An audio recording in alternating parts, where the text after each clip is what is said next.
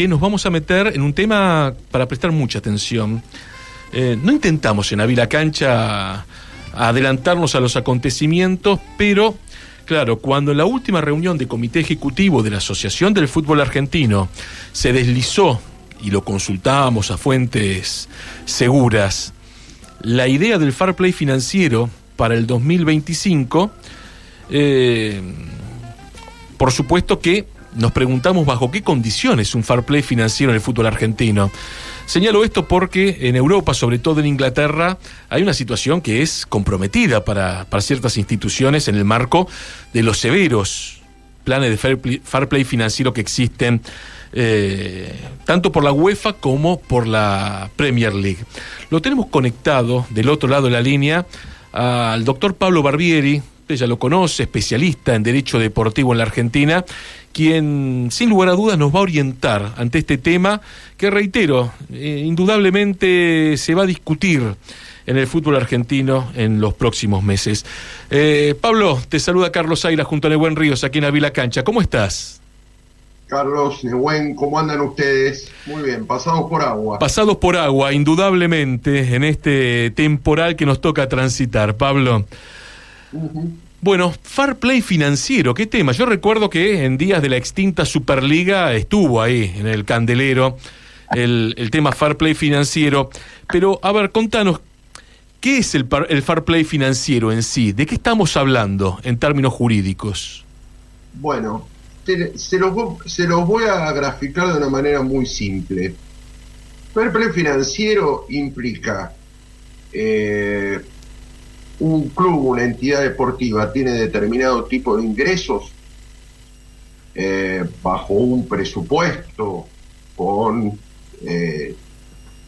cierto grado de comprobación fehaciente de cuáles son esos ingresos. Bueno, no puede gastar más de una X cantidad por sobre esos ingresos, ¿sí? O sea, tratar de generar un equilibrio en una balanza, a lo cual se le suman otro tipo de condiciones, como por ejemplo no poseer deudas con futbolistas, con entrenadores, con los fiscos,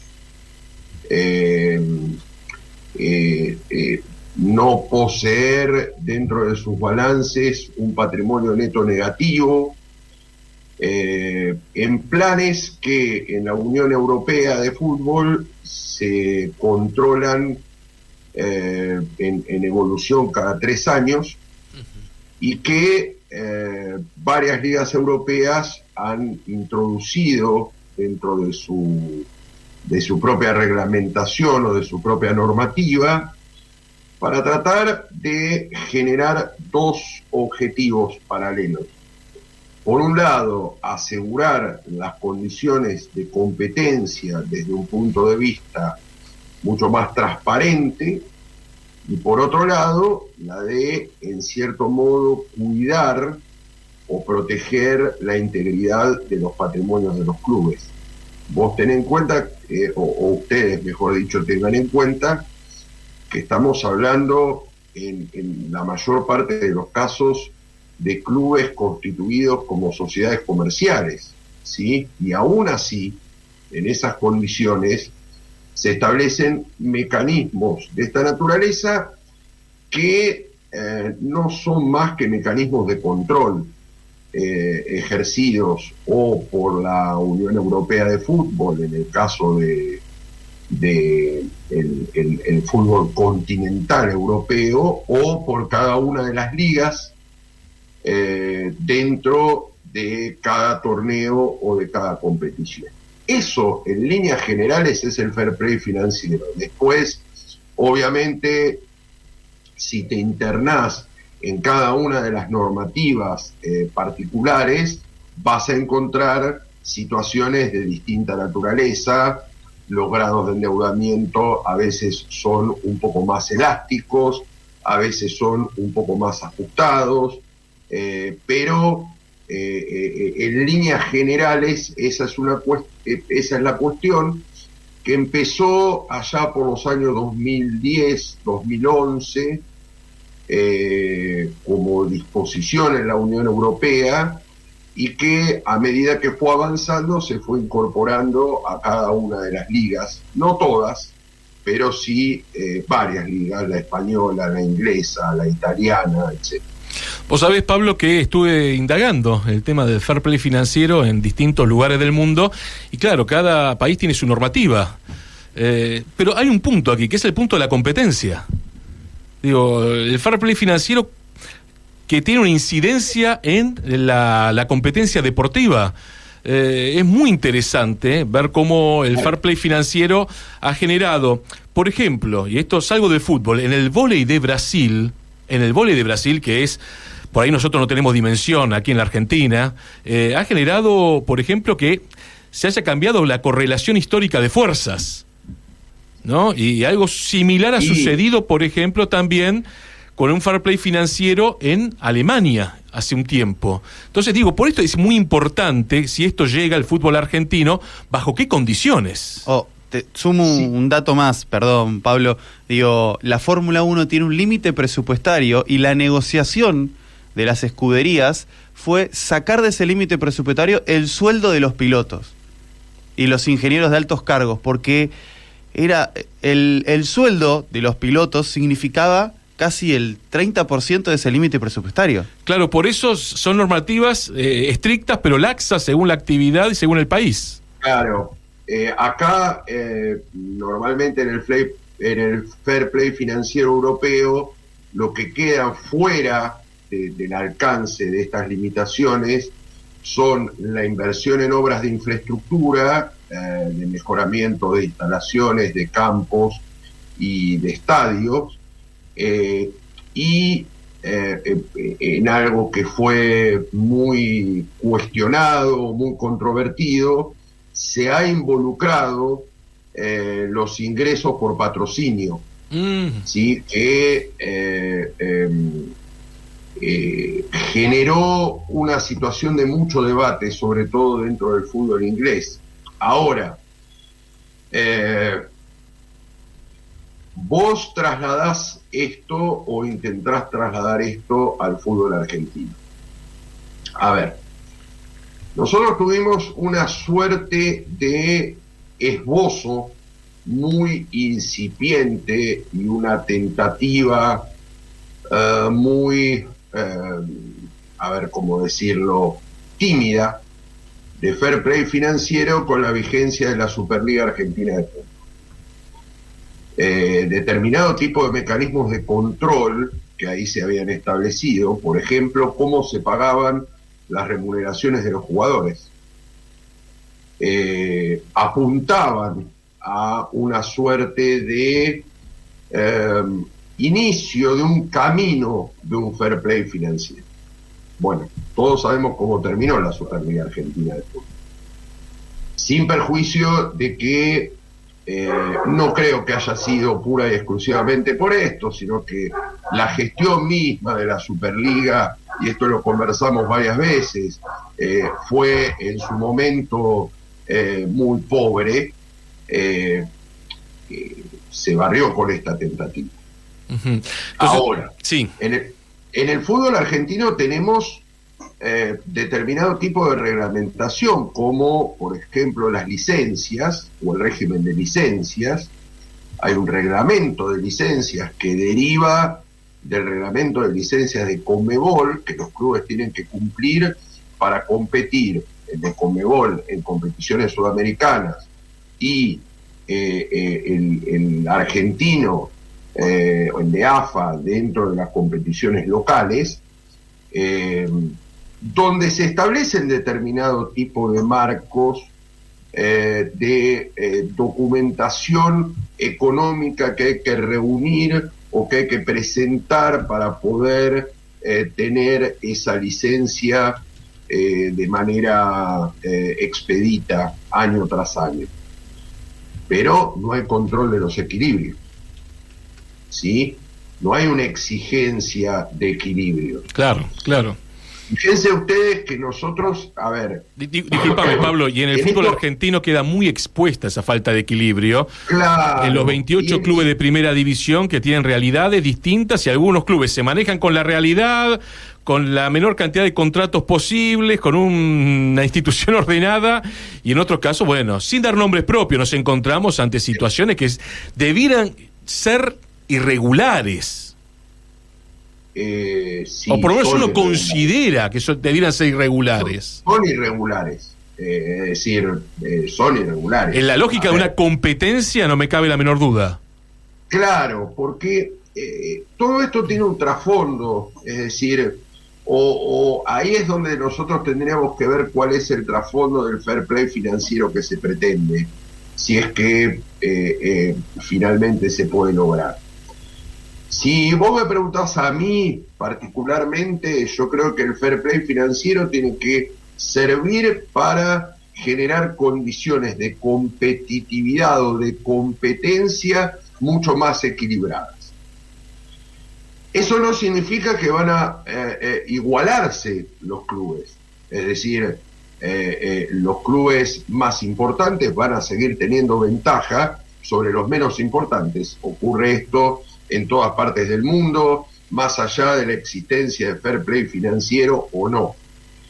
Pero vos vas a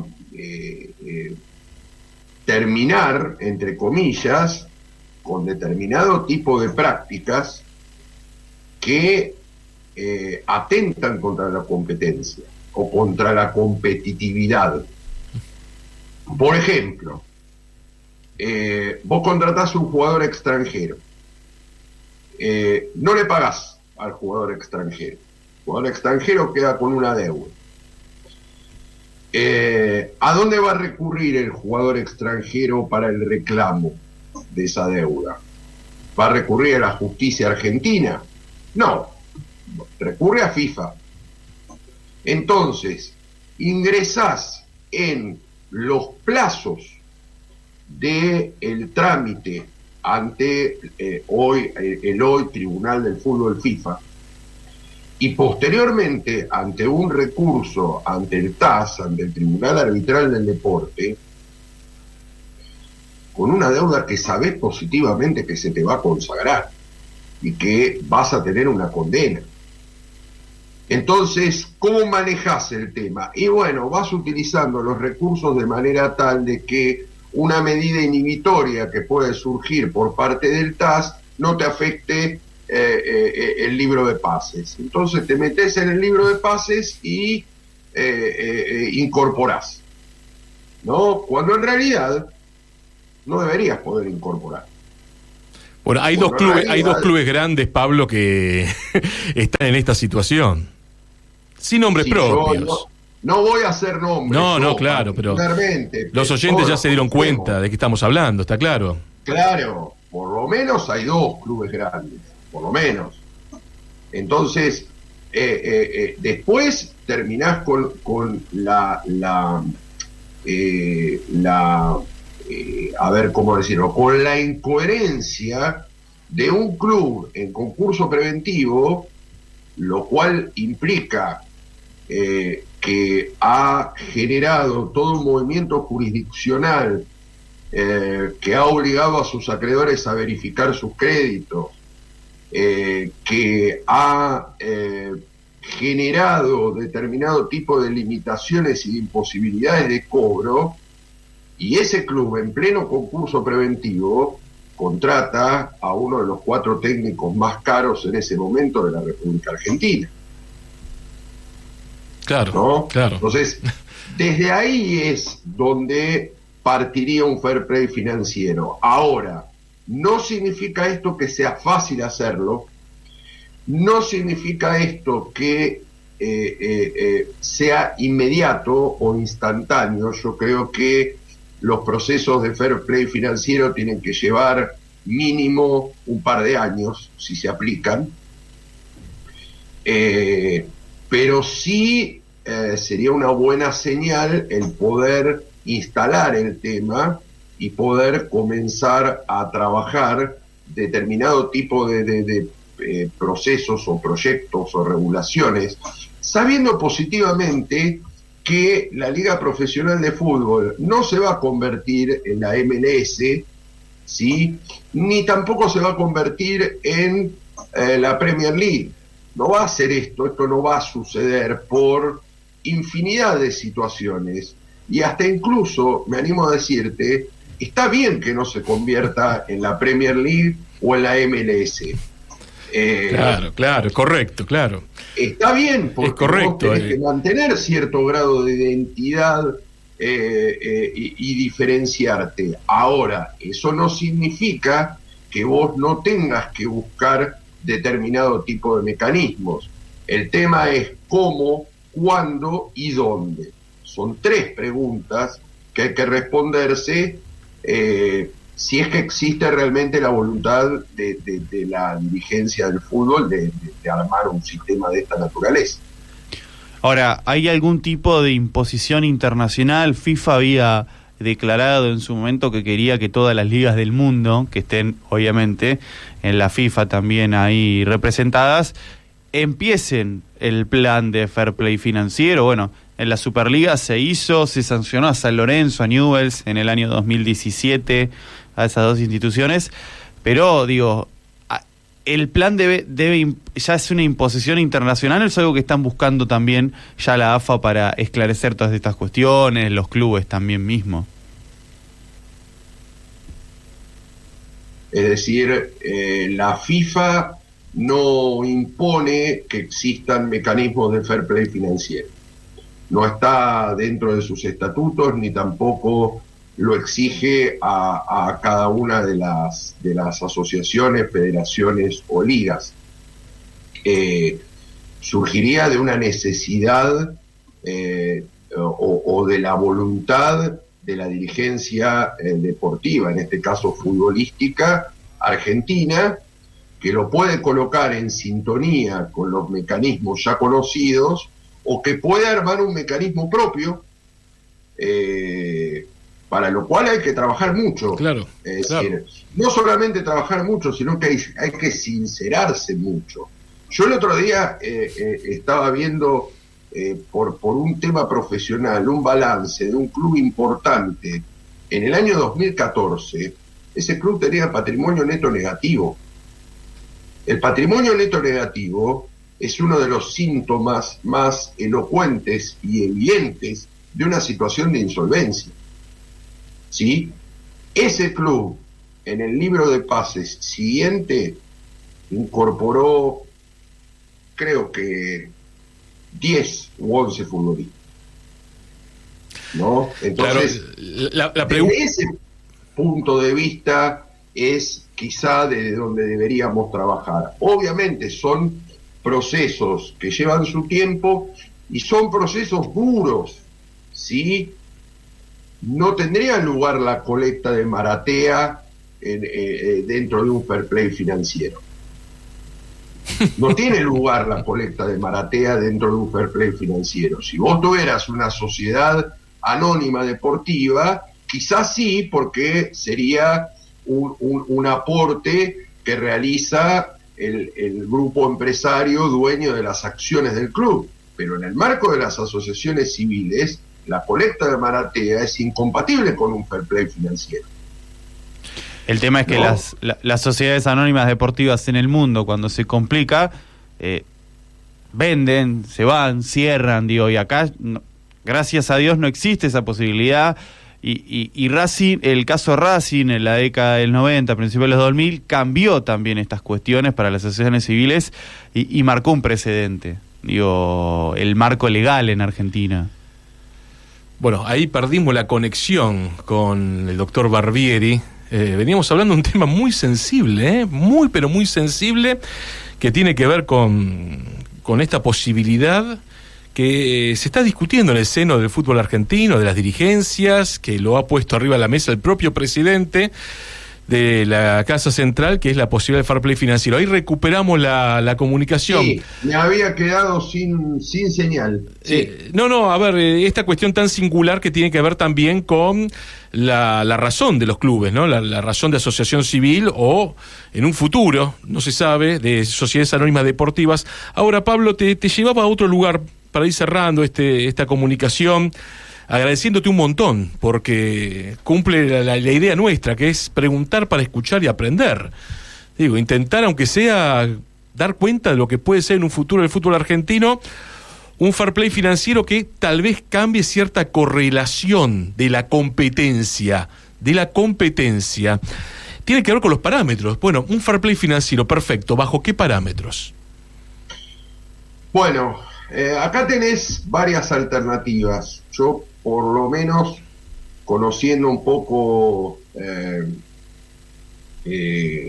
la realidad de los clubes en la Argentina, y siempre estamos hablando de mantener un esquema de asociaciones civiles, ¿sí? O por lo menos dentro de un esquema de asociaciones civiles.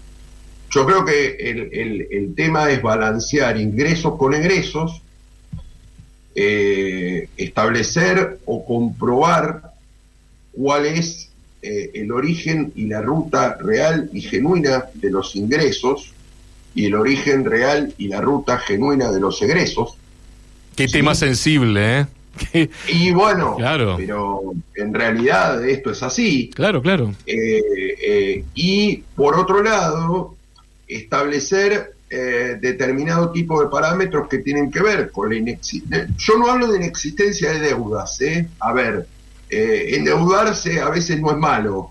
Lo malo es endeudarse en proporciones perjudiciales para el patrimonio de una entidad deportiva. Prácticamente no debe existir club en el mundo que no tenga deudas, ¿sí? Lo que pasa es que el grado de endeudamiento tiene que estar acorde con el patrimonio, tiene que estar acorde con la evaluación de los activos, porque yo, a los fines de balancear mi ecuación en el balance, puedo decir que los derechos del jugador de fútbol tal valen $5 millones y en realidad no lo puedo transferir a más de $300.000. ¿Sí? Entonces, tenés que trabajar un sinnúmero de parámetros y obviamente también el tema de la regularidad de los pagos, ¿no? Sobre todo en lo que tiene que ver con futbolistas, en lo que tiene que ver con entrenadores y en lo que tiene que ver también con deudas de carácter fiscal. Eso sería, en líneas generales, un fair play financiero. Yo tengo mis dudas o mis reservas de que lo podamos llevar a la práctica. Depende todo esto de decisiones de carácter dirigencial. También el otro tema es desde dónde se controla esto, que es casi lo más importante. ¿Vos qué vas a crear? Claro, un órgano interno o externo, claro. Vas a usar a un tribunal de cuentas, vas a utilizar auditorías externas, vas a utilizar a la propia estructura que maneja las licencias. Es decir, son distintas circunstancias que, yo siempre digo lo mismo, no, los partidos no están ganados o perdidos de antemano. Cuando vos salís a la cancha, ahí empezás a jugar y sabés en el minuto 95, 96 o 97 cuál es el resultado del partido. Es decir, planteando el tema y tirando ideas sobre la mesa, sin generar situaciones de agresión, sin generar situaciones de persecución, sin direccionar hacia dónde llevamos los controles para beneficiar a alguien o no, sino que en realidad tratar de hacerlo para brindarle mayor transparencia, mayores condiciones de competitividad o de competencia y eso va a redundar en una mayor jerarquía para el fútbol argentino institucionalmente. Los campeonatos argentinos son atractivos. Yo no coincido con eso de que no son atractivos. Completamente de acuerdo.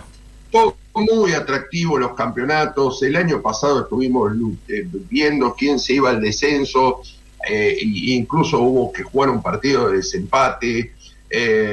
Creo que si no hubiera promedio de descenso sería más atractivo todavía en ese sentido. Y la lucha por el torneo también es atractiva. Ganó el campeonato anterior Rosario Central y jugó la final con Platense. Tenemos quizá que dar como una suerte de, a lo mejor, salto de calidad, ¿sí? No nos tenemos que olvidar en este punto de dónde venimos. La AFA viene de una comisión normalizadora, ¿sí? La AFA viene de una situación en la cual no lograron llevar a cabo una elección transparente entre dos grupos.